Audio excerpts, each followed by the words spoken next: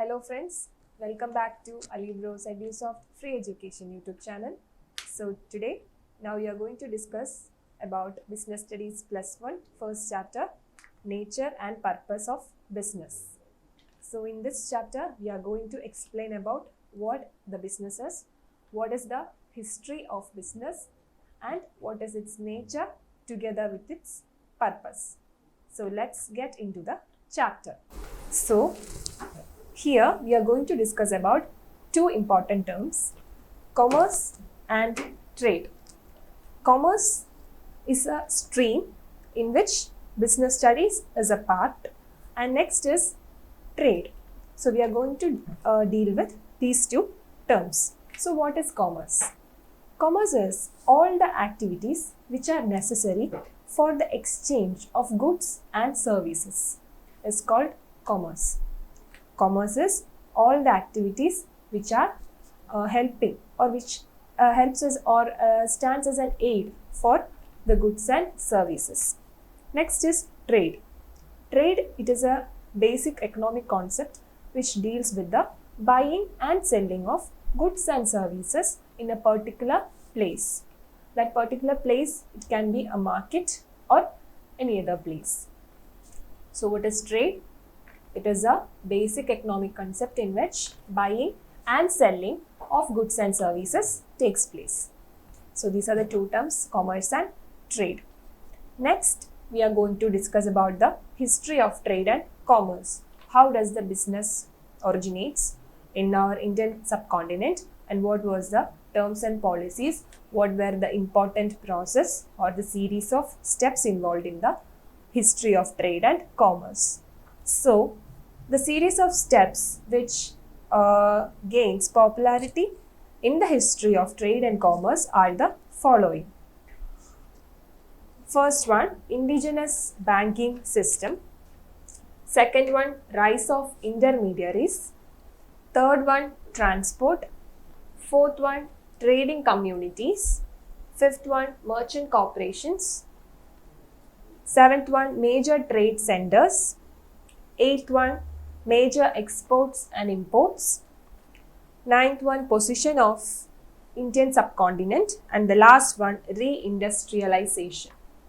So these are the series of steps which are involved in the history of trade and commerce. So first, we'll discuss about the first one, which is the indigenous banking system. So before going on to indigenous banking system, at the time when business starts, we have two routes, mainly the spice route and the silk route. So in the indigenous banking system, we have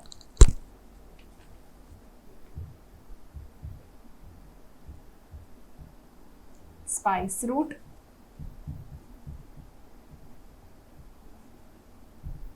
and the silk route. So what is spice route? Spice route, it is a maritime route. Maritime route that links the east and west by sea for spice trade. So it connects the east part of the Indian subcontinent as well as the west part of the subcontinent for the entertaining of spice trade. Then comes the silk route. Silk route, it is a network of roads connected to India to adjoining foreign centers. So silk routes, it is a network of roads connected for the purpose of trade which connects the adjoining foreign centers. So in the silk route, the foreign centers are very important. Those places includes the following: China, India, Persia, Egypt, Arabia and Somalia. So these are the foreign centers. This is very important as the spice route and silk route, it deals with many countries or many provinces. In that, the silk route, it joins China, India, Persia, Egypt, Arabia and Somalia. The main difference is that spice route, it is a maritime route which means the sea route which deals with the spice trade, and Silk Route, it is a network of roads connected together for the purpose of trade, which connects the following foreign centers: China, India, Persia, Egypt, Arabia, and Somalia. So this is the first difference. And next, coming on to indigenous banking system. And when explaining about the Silk Route, we have two broad divisions, or the two broad categories. They are overland Silk Route and maritime Silk Route. Maritime route, which is deal with the spice route, but in Silk Route also we have two divisions: overland Silk Route and maritime Silk Route. Moving on to indigenous banking system. As the economic life of India is progressing, the following development in the indigenous banking system took place. So in that, first is the coming of metal coin. In indigenous banking system itself, we can see coming of many developments. First one is metal coin. You can please note these points, as each topic is very elaborative. In the indigenous banking system itself, we have a set of points. The first one is the coming of metal coins. So metal coin, it became a medium of exchange. Okay, and next comes some documents similar to bill of exchange. At that time it was called as handi and chitti. The two words, it was in the colloquial language, it is very important: handi and chitti. Handi, chitti. Okay, these two are the important ones.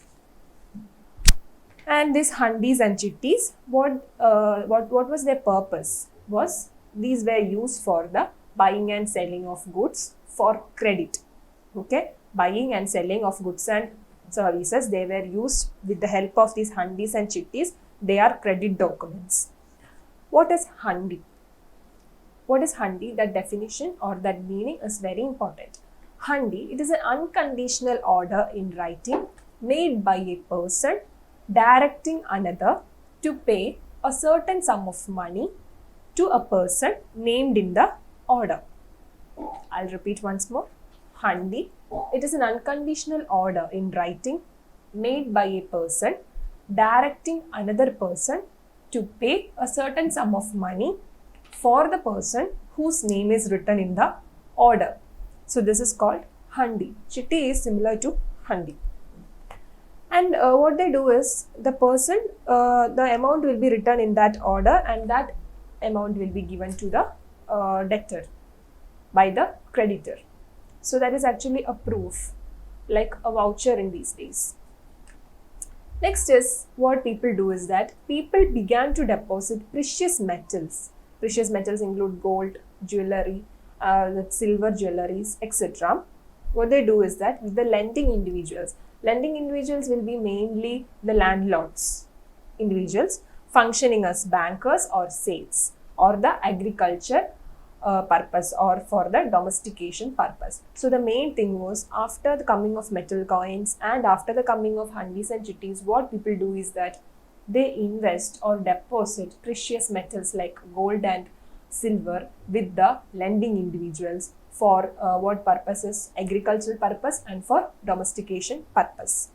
And last one is that there were many lending individuals came up, called the bankers, the seths, and the karkhanas people. So what these karkhanas people do is that they have skilled workshops, or they are skilled artisans who works in skilled workshops. So there they used to develop their skills and earn money. So skilled artisans, they also come into this indigenous banking system. So that is also important.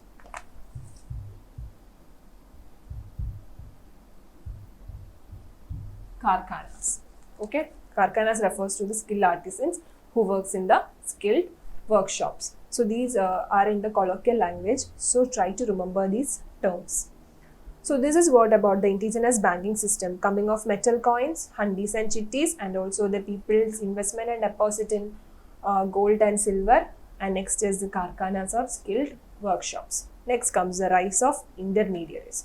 Before going into the topic of rise of intermediaries, we need to know who is an intermediary. Who is an intermediary? Intermediaries are mostly middlemen. Middlemen means these middlemen, they act as a connecting link between the producers and the final customers, or the creditors and the debtors. So these middlemen, they have a say in all the matters regarding the transactions or the trade that happening between the main party and the final parties. For that, they charge a sort of commission too for their way of living.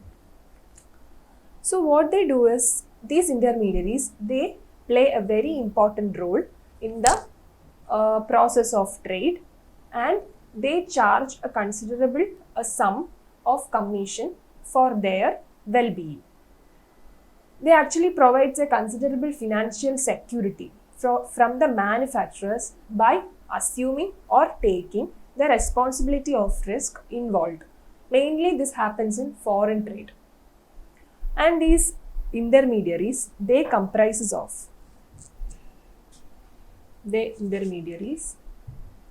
I'm saying about the second one. Intermediaries, they consist of commission agents. Then brokers and distributors.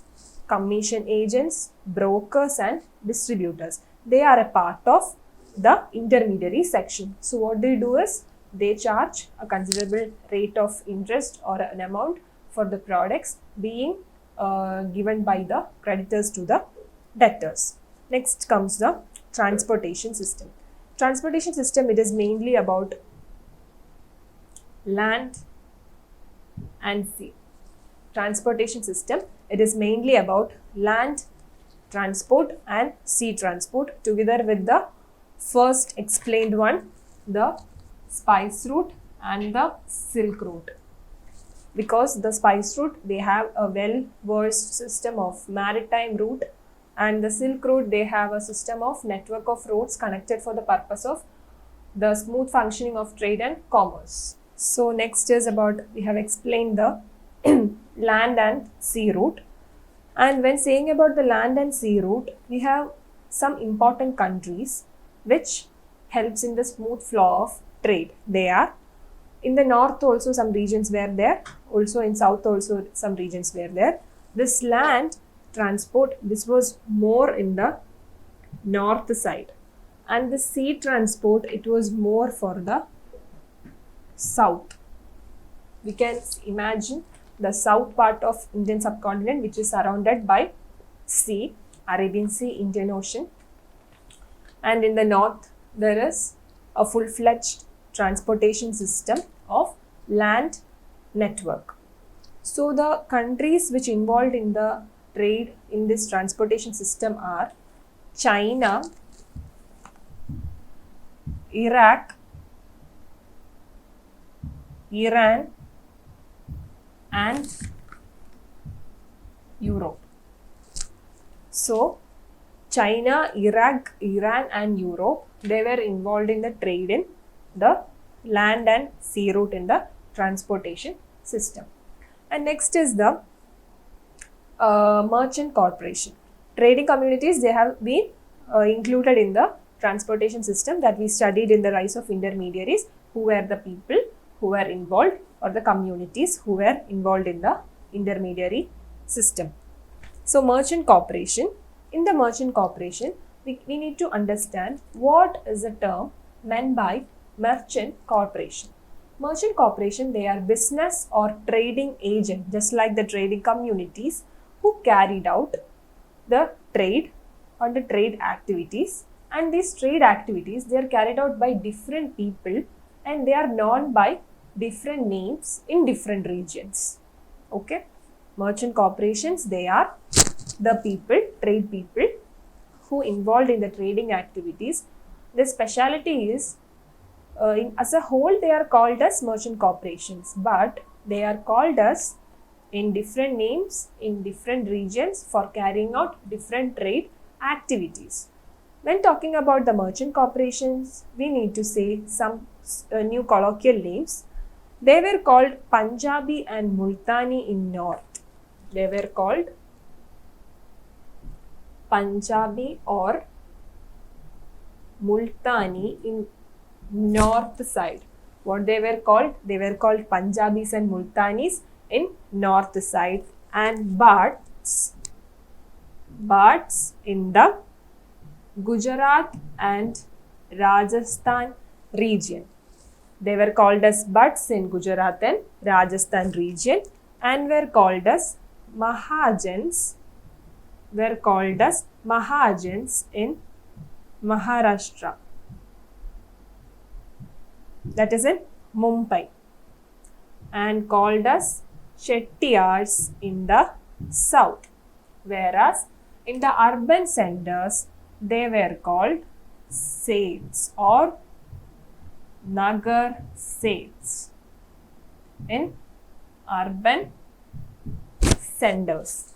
So this is very important regarding the explanation of merchant corporations. They were called Punjabis or Multanis in the north side, which means in Delhi, Uttar Pradesh, in those provinces they were called as Punjabis or Multanis. They were called Bhatts in Gujarat and Rajasthan.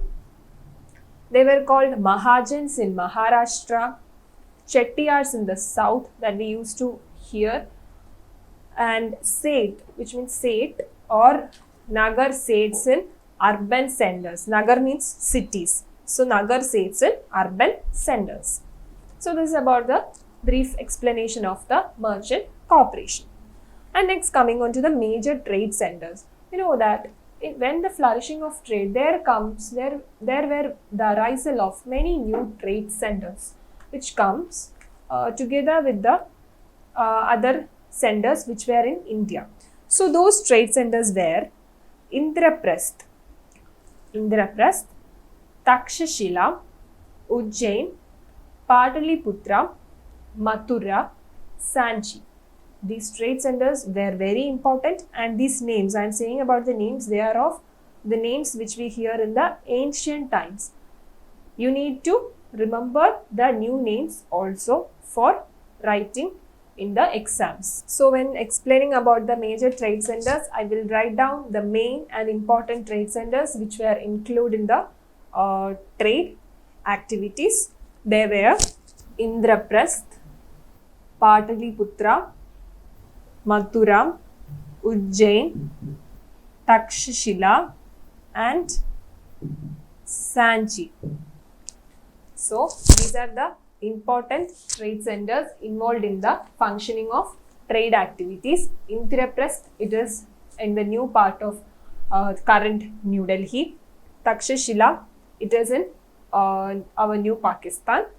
Ujjain, it is in Madhya Pradesh. Pataliputra, it is New Patna, and Mathura, which is in Delhi itself. Then Sanchi, it is in Madhya Pradesh. So these are the famous trade centers which involved in the functioning of trade. You need to note these places. These places are the important trade centers: Indraprasth, Pataliputra, Mathura, Ujjain, Takshashila and Sanchi. And their new names and their locations in the present scenario is very important. So this is all about the major trade centers. And then next comes the major exports and imports. At that time, India was a major producer and exporter of many new products, and we were self-sufficient in the producing of rice, wheat, sugar, cotton, etc. And many products which we were not self-sufficient were imported from other countries to India. And next is the coming of position of Indian subcontinent. When we say about the position of Indian subcontinent, at that time we were the largest economy in all around the world. Presently it is United States of America, but during that time India, it was the largest producer of the economy all around the world. So when say about the position of the economy, US, it is now first in the all around the world, regarding the largest economy. But at that time, when during the origination of business in the functioning of ancient trade, it was our country which was in the largest economy. And at that time, our controlling power or the controlling area was about 1/3 and 1/4 of world's nation and world's in terms of also world's wealth. Okay, 1/3 and 1/4. And during that time, our country, it is known as Swaran Bhumi or Swarna Bhumi. Swaran Bhumi or Swarna Bhumi. Okay, our country, it was called Swaran Bhumi or Swarna Bhumi, and it was called by many travelers. Okay, Xuanzang, Fahi, and many other travelers who called as Swaran Bhumi and Swarna Bhumi. Next comes the last one, reindustrialization. Reindustrialization comes during the period of 1991. 1991 is the period of reindustrialization. This is called because this is a coming up of the new economic policy, then its plans. After 1951 itself, we have started our first 5-year plan. It was the first period of 5-year plan in 1951. But after some about 40 to 50 years, we have been in the developing stage, and now also we are in the phase or we are in the path of development. So when we say about the reindustrialization of Indian economy, we need to first know about the coming up of 5-year plans, which is in 1951, and also the coming up of new economic policy, which was started in 1991. So rebuilding of the economy is called reindustrialization of Indian economy. When saying about the rebuilding of economy, first we need to study and remember about the point centralized planning. Centralized planning is a key factor in the reindustrialization of Indian economy. So first 5-year plan, it is in another point, and the first 5-year plan, it gives importance to agriculture. That we all know agriculture was the backbone of our economy during that time. But other than agriculture, there were many certain other factors which were included in the first 5-year plan, and that include modern industries, development of modern industries, development of modern technology, scientific techniques and its upcoming nature, space and nuclear programs. Other than agriculture, first 5-year plan in 1951, it gives importance first 5-year plan. First 5-year plan, it gives importance first to modern industries, second to modern technology, and third one scientific techniques, and last one nuclear and space sector. The programs related with the space and nuclear sectors. And when we say about the demerits of the first upcoming 5-year plan is that lack of capital formation. Since it is the first implementation of first 5-year plan, capital required for the activities included in the 5-year plan was limited or decreased. So lack of capital formation. Next one is rise in population. When we studied, we know that in 1921 there occurs a demographic transition, and the year of 1921, it is called the year of Great Divide. I think this you students, you have studied in the economics first chapter, 1921 year of Great Divide. And when the economic transition started, or the demographic transition related with the population started, the year of 1921, which is called the year of Great Divide, was divided into two categories: before 1921 and after 1921. So after 1921, we can see another transition in demography, which means high birth rate and stability. We can see in death rate, which means low death rate. Okay. In before 1921 there is an opposite nature seen in the demographic transition, high birth rate and high death rate. But after 1921, we can see high birth rate and low death rate, and that transition of high birth rate and low death rate is still continuing in India. Okay, so rise in population was a demerit during the upcoming implementation of first 5-year plan. Next is a huge expenditure which incurred on the finance department and also in the defense department. And last one is the inadequate infrastructural facilities. When a country is termed developed, it is said in terms firstly on infrastructural development.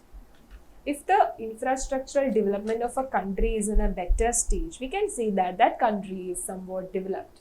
But India at that time was, during the case of infrastructure, was very low, inadequate infrastructure. So when you are asked about what is the demerits of the first 5-year plan, we can say the first one is lack of capital formation, second one is the rise in population, third one is huge expenditure which was forced on defense, and the last one is the inadequate infrastructural facilities. These are the 4 important demerits that we Indians face during the implementation of first year 5-year plans.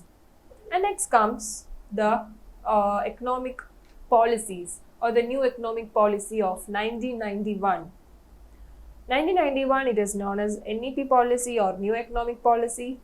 The factors or the points which are included in 1991 include importantly 3.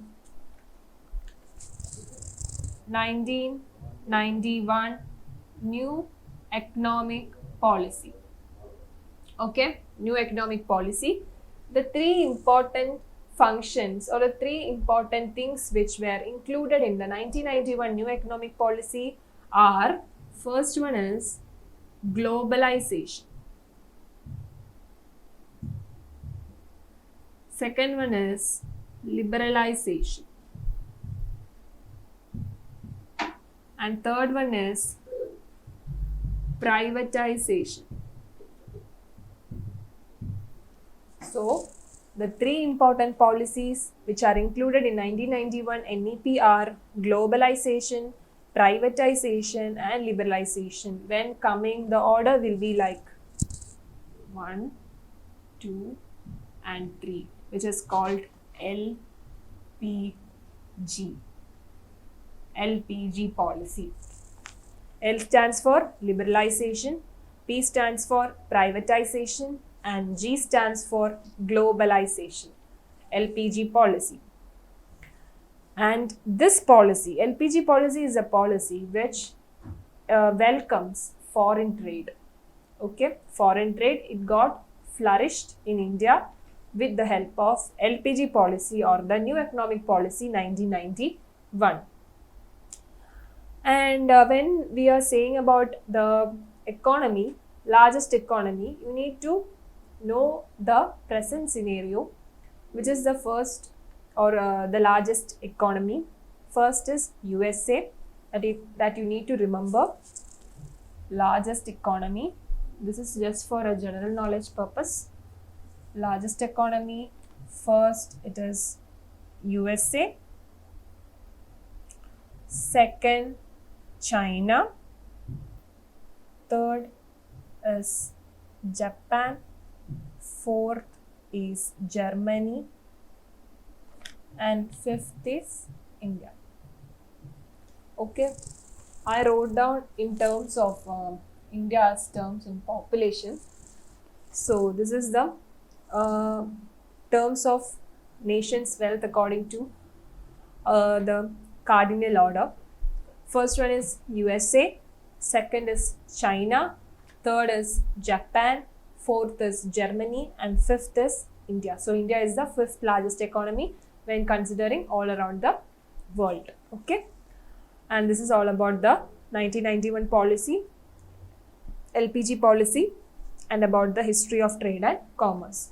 So I need to just recap all the important points. First one is the indigenous banking system, where we studied about the evolution of hundis and chittis and other lending individuals, and about the karkhanas.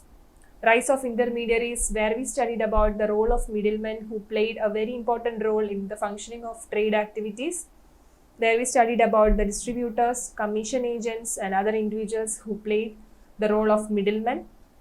Next is the transportation system. In the transportation system, we need to remember about two things: land transport and sea transport, together with the spice route and silk route. In silk route, we need to know about the maritime silk route as well as the land silk route.